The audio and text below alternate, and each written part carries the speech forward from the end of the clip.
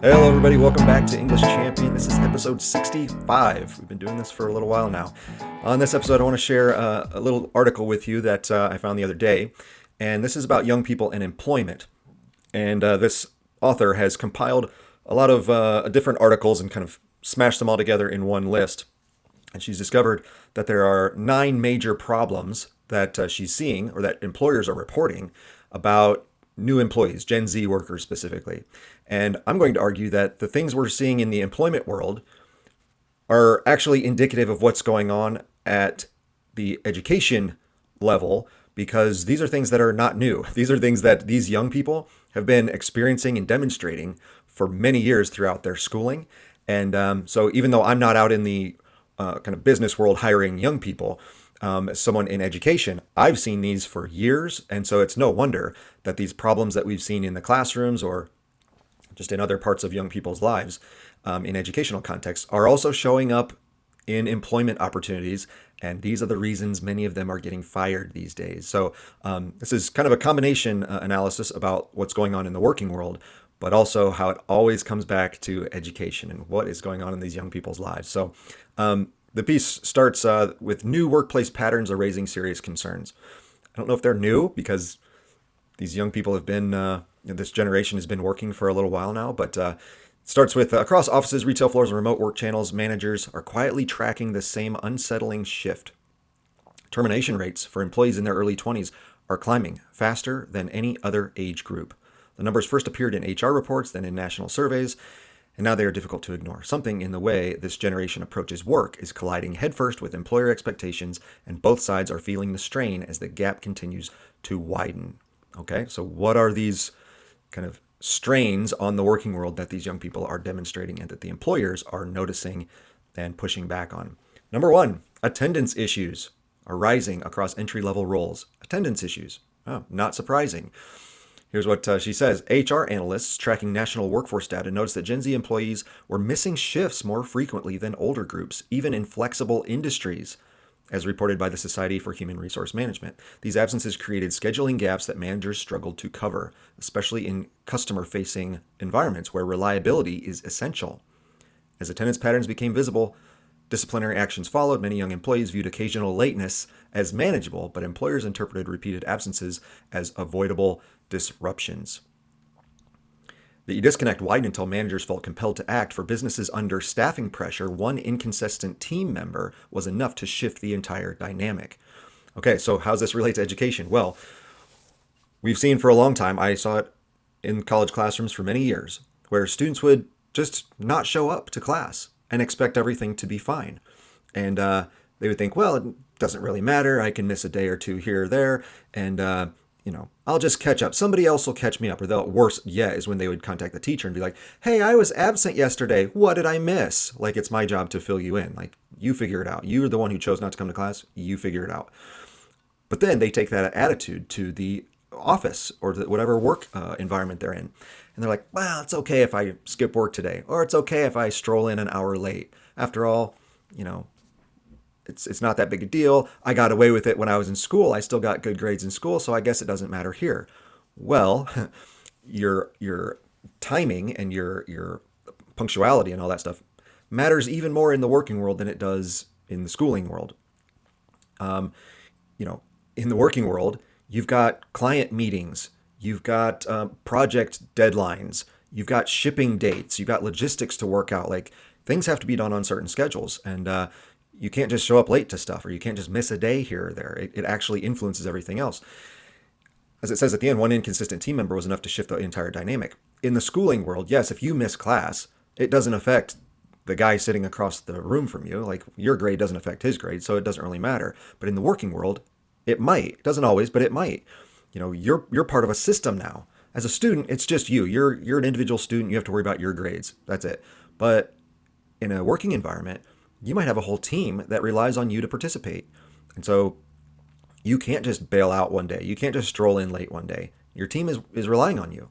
So this attendance issues element is something we see at the lower levels, and the data has been pretty clear in recent years that attendance rates, even at not even in college, but the lower levels of high school and earlier, attendance rates have been declining. People are missing more school than ever before because they don't think it matters.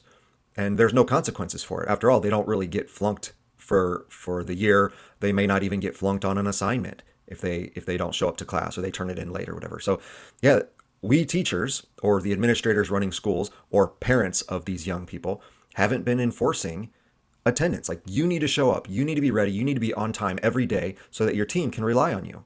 And that's what the working world is going to expect of you. So this is the number one thing she saw on this list. The first one is that attendance issues are causing problems for these employers. They're like, hey, why are you late? Where are you? Why are you skipping work today? Why aren't you caught up with everybody else? Well, they learned it in all the years of their schooling where nobody really cared whether you showed up or not. Now it's causing bigger problems. Second thing, communication gaps with supervisors have intensified conflicts quickly. Many employers described challenges in getting timely responses from younger workers. Messages went unanswered, tasks stalled, and check-ins sometimes happened only after delays, as stated by Forbes magazine. Managers found themselves unsure whether the silence meant confusion, disagreement, or disengagement. These lapses created tension when deadlines approached. Supervisors accustomed to prompt replies interpreted slow communication as disregard for responsibility. Meanwhile, younger employees often felt overwhelmed or unsure how to phrase concerns. Without clear exchanges, misunderstandings stacked up, eventually triggering performance reviews that highlighted communication as a core issue.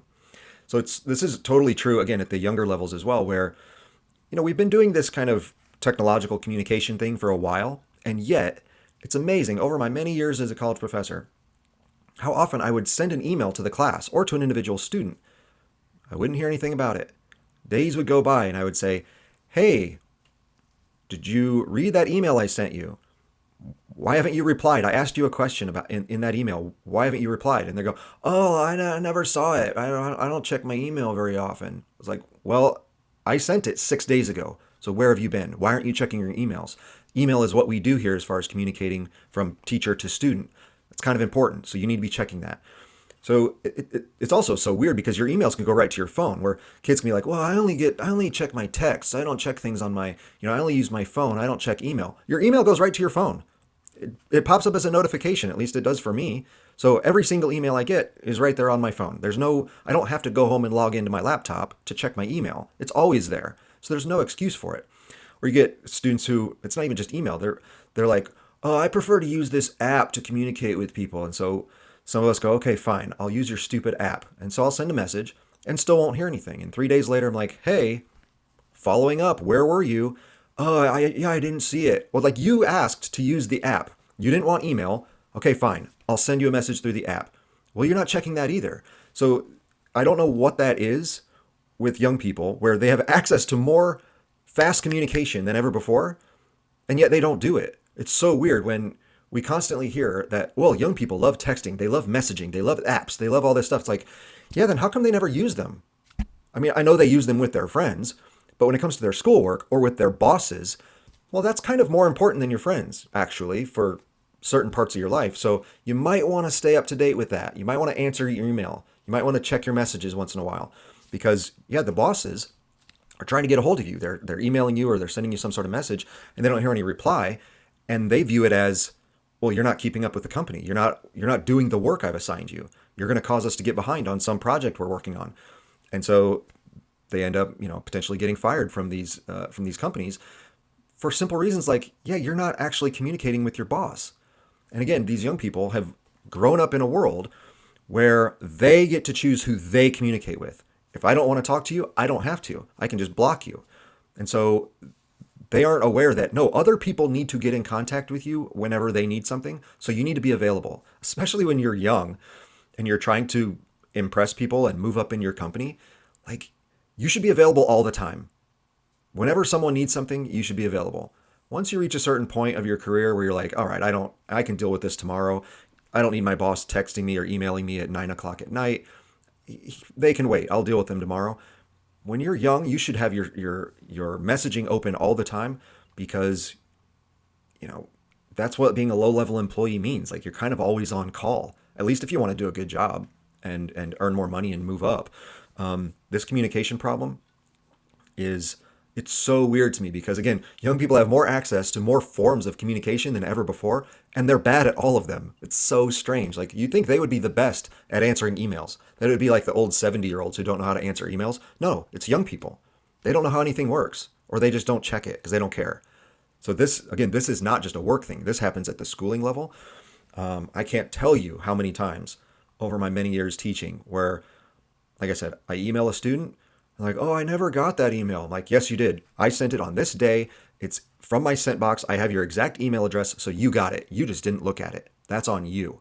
So the communication problem is almost always on the young person. It's not on the bosses or the older folks. The other element of this is when you join a company, when you join anything in life, you have to adapt to what they do. Okay, so you might think, well, I'm a young, hip, cool person. I only like communicating on these apps. And you join this company that's full of 40, 50, 60-year-olds who've been doing this for 30 years. And they go, well, we communicate over email here. And you go, oh, well, I don't really check email. I don't like email. Well, then you're not going to last at that company because when you are the new person joining a new group, you have to adapt to them. You go, oh, you guys do email. Okay, I guess I better be an email person now. That's just the way it goes with anything, communication or just like whatever procedural stuff goes on. It's kind of like a, like dress code or something. Not that companies really have that very often anymore, but like, you know, you might think, well, I don't like dressing up for stuff. I like wearing flip-flops and shorts every day. And you go to work for this company and everyone's in slacks and maybe a jacket or a skirt or whatever the professional dress is. And they go, well, this is what we do here. So do what we do. It's kind of like when in Rome, when you're going to join Rome, that company, you better do what they're doing. Otherwise, you're not going to last. And so you either need to go find a company that lets you wear shorts and flip flops every day or lets you never have to communicate. Okay, good luck finding that company. Or get on board and just join in what people are doing because you need to be part of the system. That's just how work is. So communication, again, they've been doing this throughout school and they haven't been held very accountable. And so they get to the working world and someone actually holds them accountable. And they're like, well, why are you making me check my email now? I don't understand. Why does this matter? Now, it started years ago. Professional boundaries. Workplace researchers found that Gen Z employees blurred personal and professional interactions more often than older colleagues. This is from the Pew Research Center. Sharing frustrations openly with managers or expressing feelings during tense discussions sparked conflicts that accelerated disciplinary action in some workplaces. The shift was not rooted in disrespect, but in generational norms shaped by digital communities where transparency is valued. Employers, however, sometimes viewed emotionally candid exchanges as unprofessional. I started noticing, again, this is back to the school environment. Probably about 10 years ago, I would say, maybe 12 years ago, I started noticing this shift happen where before, it would kind of be like it had been when I was in school, where it's like, you keep school stuff at school, your personal life is personal. You keep work stuff at work, personal life is personal. Then there started becoming this overlap, and I started hearing from students, like, every little thing about their personal lives. They would send me an email, they'd want to talk to me after class, and they'd tell me some story about their personal life. Or usually it would be based on some excuse they were developing, like, oh, I couldn't turn in that paper because whatever life story they want to tell me. Or right when the semester would start, they would come up, before I even knew them, the first day, they'd be like, hey, I just wanted to let you know, I've been diagnosed with bipolar, and so this is what I need in class now. It's like, there's no reason for you to tell me these things. You deal with that how you need to deal with it, okay? There's nothing we're going to do in this class that's going to, like, be something you can't handle, because, my classes, I'm going to work with you and help you out. So I'm not going to ask you to do anything that's impossible for you to do. So you don't need to tell me that. Just deal with it. Adult students are usually pretty bad at this. I'd have people who, were in their 30s or 40s or something, and they had families, and they would immediately start telling me, well, I've got to deal with this. I got to pick up my kids, and I have this going on, and my husband has to do this tomorrow night. And like, that's none of my business. That's your personal life. You deal with that, okay? I've given you plenty of heads up that this paper is due in 2 weeks.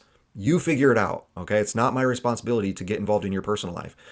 So whether it was like, again, just like personal logistical stuff, or whether it was personal, like, health issues, I started noticing students being way too oversharing with this stuff. I'm like, I don't need to know that. I don't really want to know it. That's your situation to deal with. You handle it. And so the same thing is happening with bosses, where these young people show up and they go into their bosses like, well, I've got this going on in my life, and I have this personal problem and you guys need to accommodate me. And the bosses are like, you figure it out. We have stuff to do here. And if you can't handle it, then I'll find someone else. But if you want to work here, I don't need to know that stuff. You deal with it and just do your job. And that's part of being a low level employee when you're 23 years old. You have to just get stuff done. And people don't need to know your personal situation. Again, I'm old, so I kind of have always felt that way where, even in my offices for many years as being a professor, I never had pictures of my wife or my family up. Like, my personal life is my personal life. My work life is my work life. I don't mix those things. And but young people, as it said, because of technology, where people just reveal everything, and there's not someone on the other side going, "Yeah, I don't want to know that, or I don't need to know that. So why are you telling me?"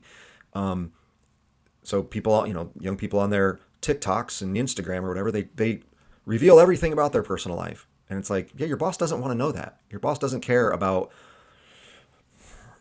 whatever personal issue you're going through. Like, they just don't. They need to know, are you here tomorrow? Are you going to be on time? Are you going to have the work done? Because we're all relying on you. Are you reliable or no? Because if you're not, then I got to find someone else who is. That's just the way it goes here. So once you're older and more experienced, you can have more flexibility with this stuff. And maybe someday you're lucky enough to be your own boss. You don't have to worry about any of this. But when you're a low-level employee, which is what this article is about, your older bosses are going to expect that you maintain some professional boundaries. They don't want to get involved in your personal life. That's for you to deal with. So don't bring your personal problems to work. This one's definitely related to school. Feedback sensitivity created ongoing workplace tension. Managers across industries reported difficulty delivering constructive feedback to younger employees. Even mild critiques occasionally triggered defensive reactions or disengagement. This sensitivity made routine performance conversations more complicated and emotionally charged for both parties.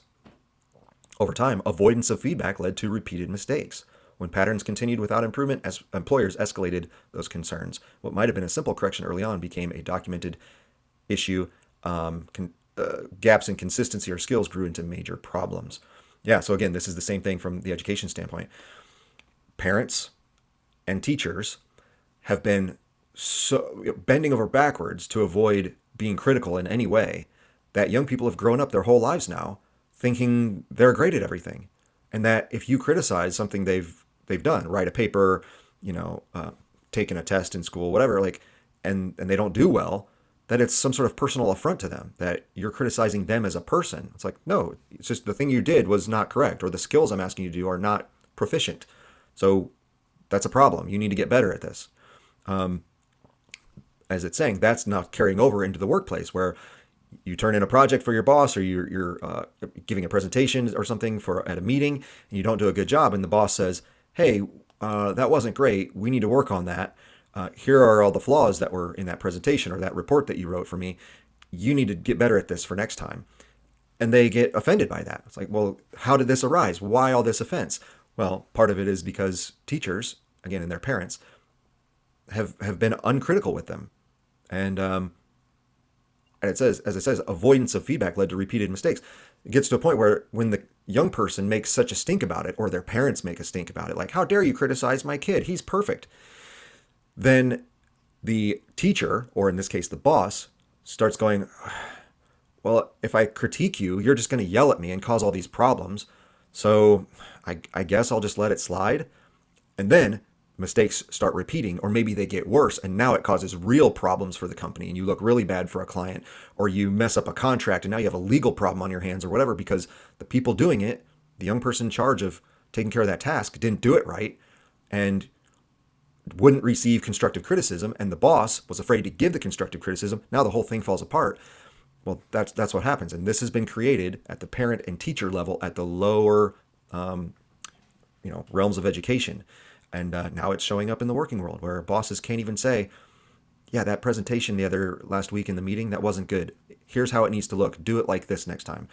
They go, why are you critiquing me? So feedback, this is something I've talked about a million times. The best thing a student can do, or a new employee can do, if you're a young worker just into the workforce, is to constantly ask your bosses, hey, I really am trying to do a good job here. I want to learn how to do this better. So, do you have any feedback? What could I do to make this better for next time? And maybe they'll say, nothing, that was great. You're awesome. Keep it up. Do what you've been doing. Well, that's great.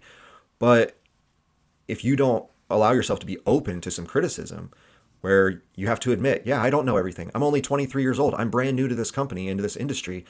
I'm going to mess up. And so I better start learning from it. I need my bosses to tell me when I screw up so that I don't cause bigger problems here. So I need to be open to that.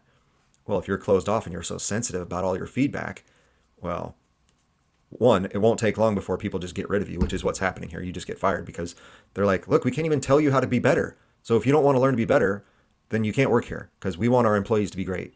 So take a hike. And so that's what's happening. So it kind of is a weird feedback where the young people's sensitivity is also causing some sensitivity in the bosses, and then they make each other worse off, and it makes the company worse. So can't have feedback sensitivity. If we're going to be good at stuff, whether it's in school or in your employment, you got to accept criticism. That's just the way it goes.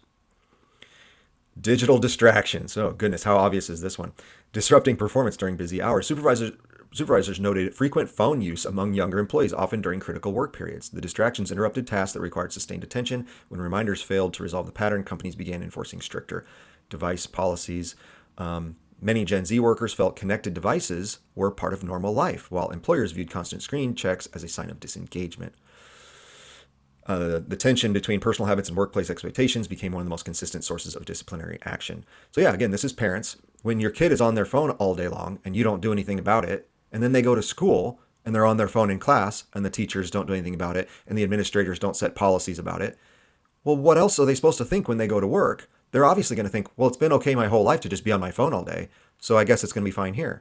And then the bosses are holding a meeting about something important. You know, they're dealing with a $10 million client or dealing with some, legal element of contracts they're dealing with, or they're trying to secure a new customer or whatever, or they're trying to launch a new product line, and you're sitting there playing on your phone. Yeah, they think, what are you doing? We're having an important discussion here that's going to be worth millions for this company. You better be paying attention. Well, their whole lives they've been going, oh, I didn't have to pay attention because the teachers didn't make me, because my parents let me do whatever I want. And so this is what happens. And so maybe in the future, as more old people start phasing out of the supervisor positions at these companies and it gets replaced by younger people, maybe everyone will just be on their phones all the time. Who knows? But there are still times at work, at business meetings, at project development meetings, whatever you're doing, where you can't just be goofing around on your phone. You can't be checking your text messages. You need to be engaged with your coworkers and your bosses. They're relying on you to be present and contributing to the group. And if you're not, well, it looks like you're not paying attention. And as we know from schooling, you aren't paying attention. We know that's what's happening. So it's the same thing. Why would we expect it to be any different? We know that you being on your phone all day causes you to be a poorer reader and writer and math student because all the evidence shows that. Well, if you're on your phone all day at work, you're going to be a worse employee because why wouldn't it? So the digital distractions, we see them as children through their teenage years, through their college years, and now here it is showing up as adults, and their bosses are not putting up with it anymore. Remote work norms. All right, so this is something that's fairly recent. The remote stuff has been only in the last 5 or 6 years, but it's creating confusion about accountability. Young employees entering the workforce during remote or hybrid eras struggled with expectations around availability and responsiveness. Some interpreted flexible hours as freedom to complete tasks independently, while managers expected consistent check-ins and predictable schedules. This mismatch led to missed deadlines and questions about accountability. Employers saw gaps in visibility as signs of reduced commitment, while employees believed their work should speak for itself. The misunderstanding created friction that often ended in formal warnings or job loss when communication broke down entirely. So this is part of what the online world and the hybridized world of education has done, where when young people take online classes and, you can do your work whenever you want, and you don't really have to be sitting at your computer all the time. You don't have to answer questions immediately because it's kind of like, work at your own pace. And as long as you get stuff sort of done and it looks halfway decent, you can still pass the class. And that's how all online education is. It's like, just kind of do the work and we'll give you a high grade and you can call yourself a graduate. And so then they go into the working world and they either demand to work, in a hybridized schedule or in a remote kind of format. And they're like, I don't really want to go to an office, or I don't want to have to be available during the hours of 9 to 5. I want to do work whenever I want. And there might be companies that allow that, where they're like, look, I don't care when you work. You can work at 2 a.m. for all I care. but the project that you're supposed to be working on is due by Tuesday at 5 p.m. So as long as it's done by then you figure it out. And if you want to work at those companies, great. And I have no problem with that. I believe that, you know, there are some things that don't necessarily require a schedule, that it's just about getting certain tasks done. And you can do those whenever you want, however you want. So that's fine. But not every company is like that. And you shouldn't demand that companies should. Again, you have to adapt to what they want. And so if a company is like, well, we work 8 to 5 and we have meetings at 1 o'clock and we do this stuff at 10 a.m. and we do this stuff at 3 p.m., like, you have to be a part of that stuff. And you going, well, I want to be remote, or I want to be able to work on my own schedule. Well, that's not what they're doing there. So you can't be a part of that. And so it looks like when you miss those things, that you're not accountable, that you're missing out on what the company's trying to accomplish. And again, I know that it has been part of the evolution of the world, that things are more flexible now because everyone can be connected via the internet. Everyone can be available via email or whatever. So there is flexibility, but there are still certain parts of life that have to be done according to a schedule. Products usually need to be shipped on a certain day at a certain time. Legal contracts usually go into effect on a certain day at a certain time. We might need to have a meeting at a certain day at a certain time because not everyone wants to be on their laptop at 2 a.m. So it's going to be at 3 p.m. on Thursday. Everyone needs to be there. Like, there are certain things that need to function in a face-to-face, at a certain time, in a certain location kind of schedule. And if young people have been growing up through their schooling years going, well, for me, when I went to school, I got to do it whenever I wanted. So that's how work should be. And now they're thrust into the working world where these companies are like, no, we have deadlines and we start work at 9 a.m. and you stay till 5 and this is our schedule for the week. And the young people are confused by that. Well, this is I'm not saying it's the best part of education, but it is at least something that education teaches you, traditional education, where it's like, yeah, you have school at 8 a.m. and you do your work for several hours and then it ends at a certain time where everyone's in one location and you can ask your teacher things and you can work with your peers on things.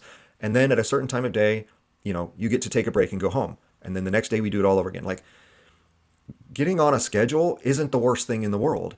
And so when these companies work on a schedule and you're not used to it, well, you look like a dummy and you look like you're not part of the team and you look like you're not, doing your job. You haven't completed the tasks according to the schedule. So the confusion in the last several years with this remote work stuff, there's some definite benefits to it, obviously. But for young people, they think that's normal. No, we went a long time before we started kind of switching to this format. And the old format of a scheduled workday or certain meetings at certain times, those still have a place in certain companies. Not all companies, but certain companies. And if you're going to go work for them, you better figure that out because you got to join what the group is doing. Short tenure expectations clashed with employer investment. Many Gen Z workers viewed early jobs as stepping stones, planning to move on within a year or two. Employers, however, invested significant time and money into training. When signs of short-term commitment surfaced, companies grew less patient with performance issues. The differing perspective on loyalty influenced how managers responded to mistakes. For younger employees, exploring new opportunities felt normal. For employers, it signaled limited returns on development efforts. When conflicts emerged, organizations often chose termination rather than long-term remediation. So this is why I've talked so much in recent years about, from an education standpoint, that there needs to be a really good fit, especially at the college level, between the student and the school. That the student needs to be seeking schools that have certain qualities that they really like. And the schools need to be accepting students that fit with what they're trying to do.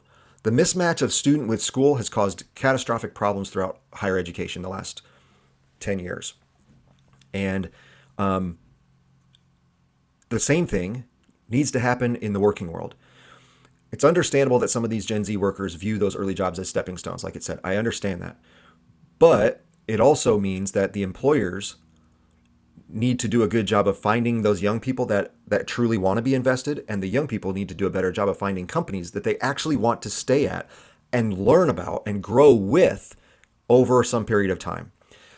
If a young person just goes into a job going, I'm just going to stay here for 4 months and then I'm going to take off and go find something better, well, what incentive would the bosses have for hiring you in the first place? Because they're like, well, if you're going to leave, I'm not going to hire you because you're going to be a waste of our time.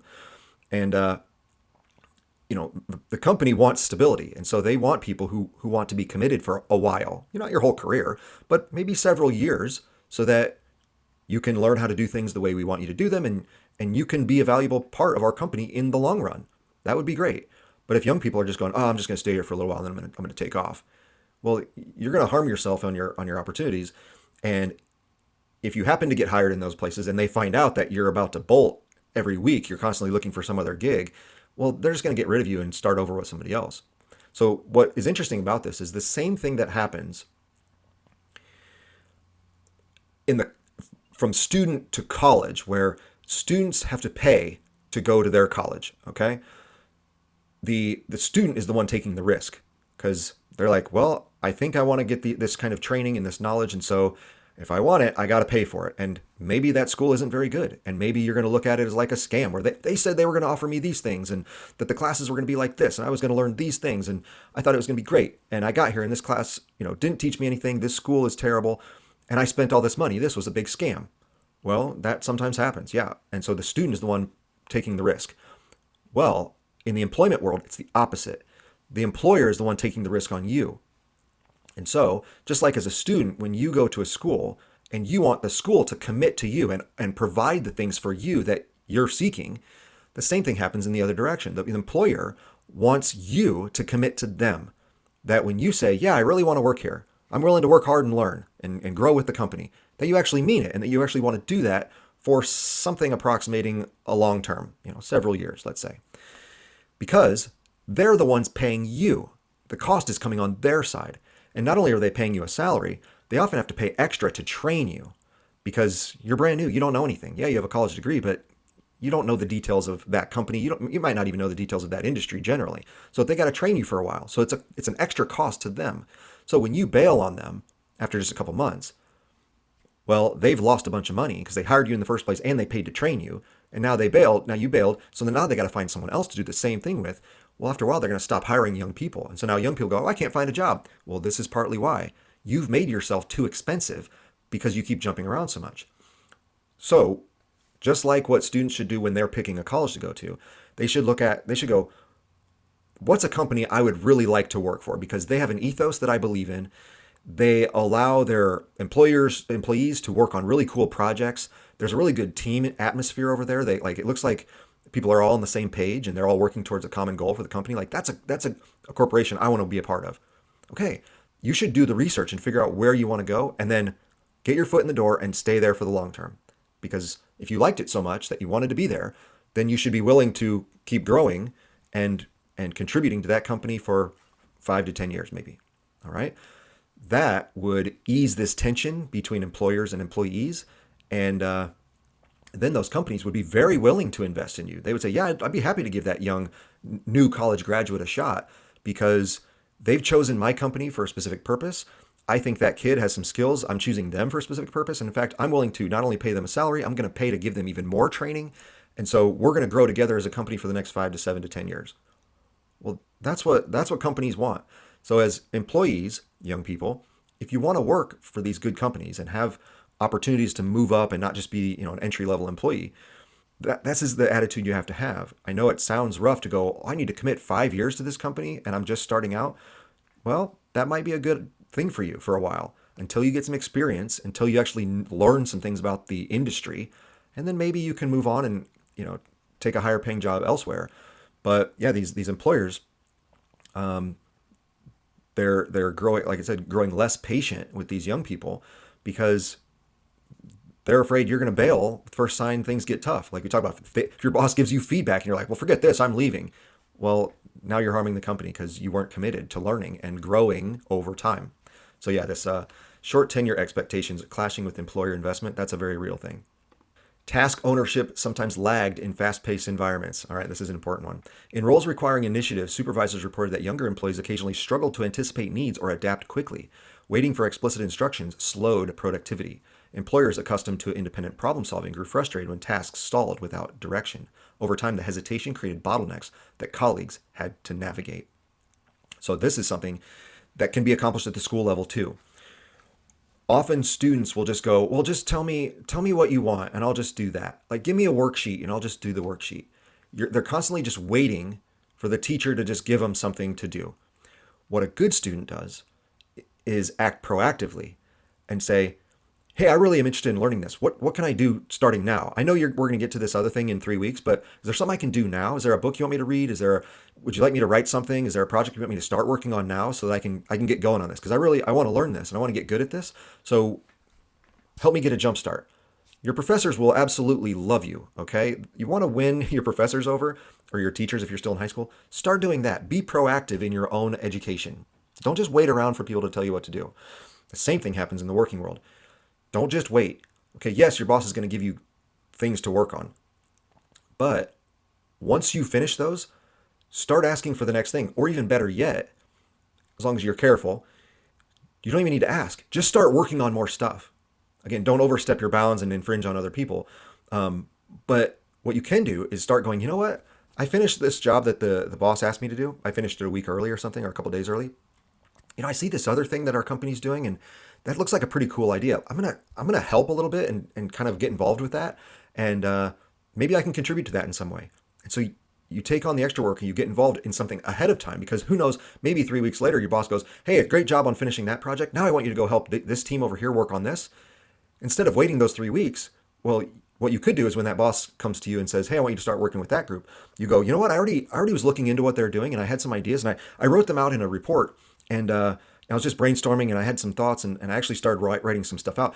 Do you want to take a look at this? Because I think this could really help. Your boss will go, oh, awesome. Okay, that's great. You took the initiative to start helping faster. Don't wait around for your bosses to just tell you what tasks to accomplish. Light's getting in my face there. This is, to be honest, one of the ways that I was able to move up in my professional career, where I went from, basic faculty member to being in charge of a program, to being a chair of a larger program, to being a chair of multiple programs. Like, the way I worked myself up wasn't because I'm the nicest guy in the world. That's definitely not it. Okay, that I'm the funniest, most charismatic, person that everyone likes. That's not it. The reason why my bosses really liked me was because I was constantly doing more stuff. I constantly had ideas for, like, hey, what if I worked on this? And they would go, I hadn't even thought of that. That's a great idea. Yeah, let's do that. It's like, well, I already wrote it up. Here, take a look at what I created. And they go, you've already done this? This is amazing. And so I would already get the ball rolling on new stuff. And so then when they actually wanted it and they came to me and said, hey, I've got this new idea. We need to start implementing this at our school. And I would go, well, actually, I already thought of that and I already wrote it up. And so here you go. It's done. And they would go, wow. And immediately I would start getting pay raises and promotions. So, like, if you want to move up in your company, don't wait for your bosses to tell you to do stuff. Just start doing stuff. Again, don't overstep your bounds. Don't, like, infringe on other people's jobs. But, like, when you see something that needs to be done, you do it. When you have an idea that could make the company better, or in my case, my school better, I just did it. And if they don't like it, that's fine. I'll throw it in the trash, or I'll save it for the future because maybe they'll come back to it. But, it's never a waste to create something. If you want to be valuable at a company, constantly be working on things. Make new stuff all the time, or contribute to other things all the time. So this idea of anticipating needs and adapting quickly, that's totally true. One thing, I was a college assistant basketball coach for several years, and what you should be doing in any job, but it was especially useful in that specific job, was I was constantly thinking, what is my head coach going to want from me today? What is my head coach going to ask me about tomorrow? And I would start doing those ahead of time. So my coach might go, hey, we need a scouting report on this opponent that we play this weekend. Can you start working on that? And I go, I already did it. Here you go. Done. He's like, oh, great. Like, anticipate what your boss wants, and then either already start working on it or already have it done. And then now, first of all, you're further ahead because now you don't have to wait around to write that scouting report or whatever your boss is going to ask you to do. Like, it's already finished. But also, your boss starts trusting you that they don't have to tell you every single thing anymore. They know you're going to do a good job, and so they want to keep you around and keep giving you opportunities.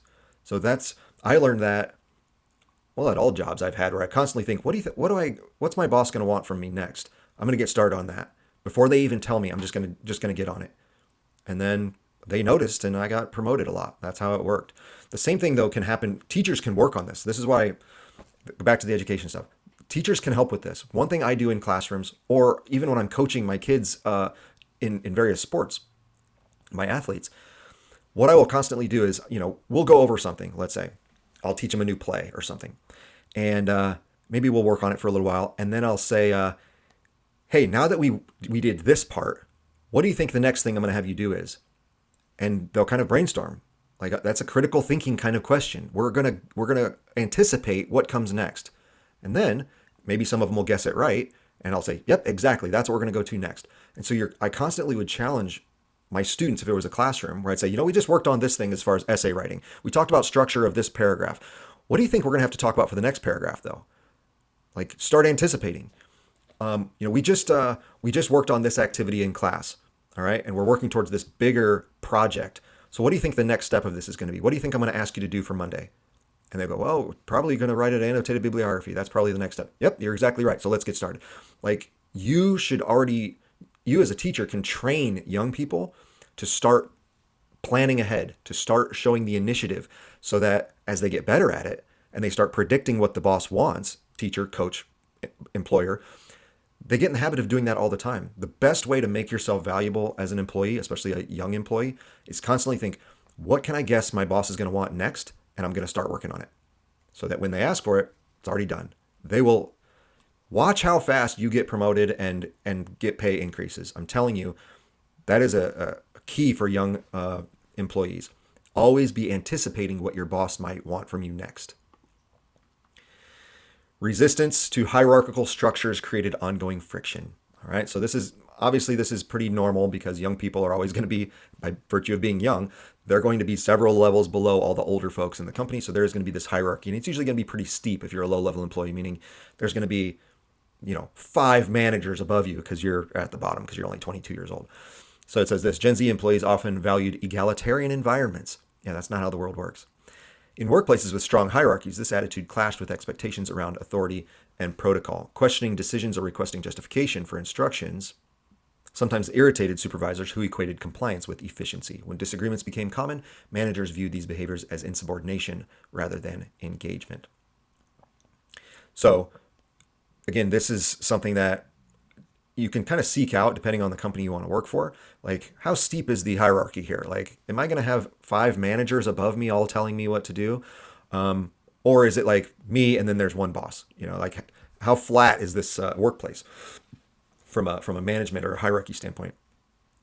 The way to get around that, young employees, is to become really, really valuable. Make yourself excellent at your job and watch how you start leapfrogging those other bosses. And soon, instead of having 5 managers, maybe you have 2. Or when you're really good, maybe you just have 1 boss. That's the best way to go about it. Make yourself really indispensable, and eventually you get to become a boss, or you get to start your own company where there are no bosses. It's just you, and you get to do whatever you want. But the way to flatten out a culture for yourself anyway is become really good. And like to the last point, if you start anticipating what your bosses want, then they won't have to tell you as much. They won't have to come tell you, hey, I need you to do this by Monday. You're like, I already did that. And pretty soon they stop asking you to do stuff because they know you're just going to take care of it anyway, and they don't need to worry about you. And so you get left alone. So that's kind of what happened to me. It's once my bosses started seeing that, I just show the initiative and take care of it ahead of time, then they don't have to boss me around. They're like, oh, Matt, he'll do it. I trust him. I don't have to go get on him about doing stuff. Yeah, it's going to get taken care of because I'm a good employee. And you can be a good employee too if you take that initiative. And then you won't have to worry as much about these hierarchical structures, because you won't, either the bosses you have won't have to get on you as much. You don't have to listen to as many like commands from above, or like I said, you'll start leapfrogging them and you won't have as many bosses anymore, which is a really good thing. So lastly, employers are worried that the divide will keep widening. With termination rates rising, companies are struggling to close the gap between generational expectations and operational needs. The habits employers identify as barriers to success are often tied to broader cultural shifts that shaped how Gen Z communicates, works, and evaluates purpose. That's exactly what this whole episode has been about. Broader cultural shifts. Yeah, education is one of those. Education over the last 20 years has shifted to where the kids don't have to have feedback. They don't have to follow schedules. They don't have to display habits of attendance and productivity. They can do whatever they want. Parents don't get on them about their discipline or habits anymore. The teachers don't. The administrators who set up these schools aren't enforcing anything. And then the same thing happens at college too, where it's like, oh well, yeah, do whatever you want. And like we said a couple weeks ago at Harvard, like you don't even have to do anything and you'll still get an A. And then they go into the working world and the boss actually has demands on them. And then they're like, wait, What is this? For the last 12 years of my education, I didn't have to do any of this. Why are you making me do this now? And there's the divide. The divide, as I've been saying in a classroom on this kind of, I've been talking about the bell curve stuff, where there used to be a traditional bell curve. There's lots of kids in the middle. They're all kind of average. Well, what I started seeing was this widening gap. Instead of being a traditional bell curve, it became inverted. And now it was like, well, there's kids who can do stuff and kids who can't. And those were my classrooms for years. It was like, oh, there's no one in the middle anymore. There's decent students and there's terrible students. And you're either getting a low D or flunking, or you're getting kind of a B to, the top students will get an A.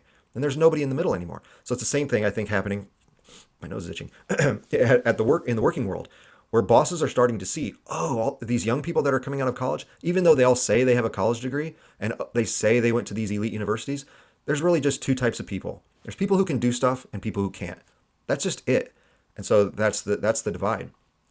And so if you're a young person and you're competing for a job with other young people or even older people, and a company is looking at you and you don't care about showing up to things, you don't have the discipline to get stuff done on time, you complain when anyone offers you any sort of feedback, you're always on your phone goofing around, like, you're going to fall into the category of, oh, you can't do stuff. You're a dummy. You got a college degree, and yeah, you graduated 3.8 from that university, but I can tell you're not very bright, you're not very hardworking, so you're over here.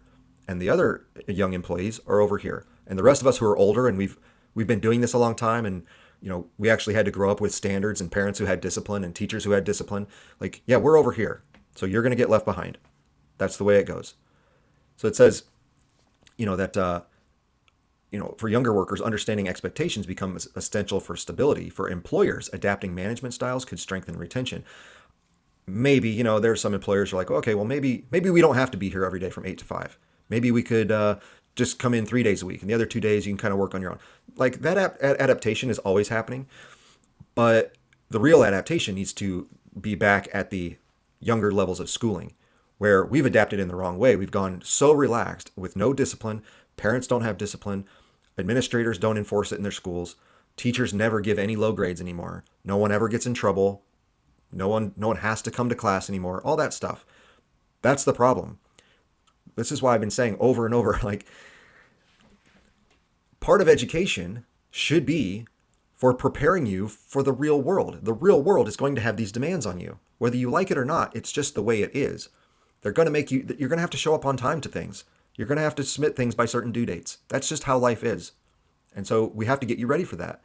Well, if from first grade through high school and then again through college, no one's ever prepared you for that because every deadline is flexible, you can offer any excuse and the teacher goes, okay, fine, I'll give you an extension, or don't worry about it, I'll still give you a good grade, or whatever the case may be. Oh, I don't care if you're on your phone all day.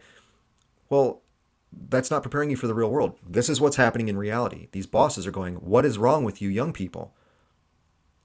Well, what was wrong was they had an education that reinforced all these bad habits. So it's the adults that really let them down. As I've always said, ultimately, I always blame the individual. The student himself is the problem because it's your life. You got to figure this out. But at a certain level, you can't necessarily blame them for everything because they've been trained this way. They've been allowed to do all this terrible stuff. The adults in the room, the teachers and the administrators and the parents haven't been saying, no, that's not acceptable. You are not allowed to skip class. You're not allowed to turn things in late. You're not allowed to when you do turn things in, have it be poor quality. This is not acceptable. Well, when you don't have those standards, this is what happens. Bosses now go, how come I can't find any young workers? And the ones I do, I have to fire within 3 months because they're all dummies. Why? What's happening here? Well, like I said at the beginning, this is manifesting itself as a work problem, but the real cause of all this is actually a schooling problem and, of course, a parenting problem. But we as teachers could fix this. We as teachers could help our young people be prepared for those jobs of the future and give whatever the next generation, alpha or whatever it is, a better reputation by having harsher standards earlier on so that by the time they're in college, they're not worried about a professor being tough on them. And by the time they graduate college and they go into the working world, they're not worried about a boss who has standards because they've been having standards their whole life. And so they're used to it. It's like, yep, no problem. I'll take care of it. I'll be there at 8 o'clock sharp. No problem. Yeah, like that's normal. That used to be normal in this world. But, whatever it's been the last 10 years especially, but even further back, probably the last 20 years, We've gone so soft as parents, as teachers, and administrators of schools that this is what we've created. And now all the companies are mad at us, or they're mad at the kids, but they should also be mad at us because we've let it slide. So um, until we get back to some semblance of standards and discipline and actually training young people to be competent young adults, who knows what kind of disasters are going to keep happening in the working world. So this is a brief article about work and about young employees, but really this is an education article because all this stuff happens in classrooms all across America, and no one's doing anything about it. So this is going to keep happening, unfortunately. All right, that's it. Thanks for watching episode 65 in the bank. See you next time.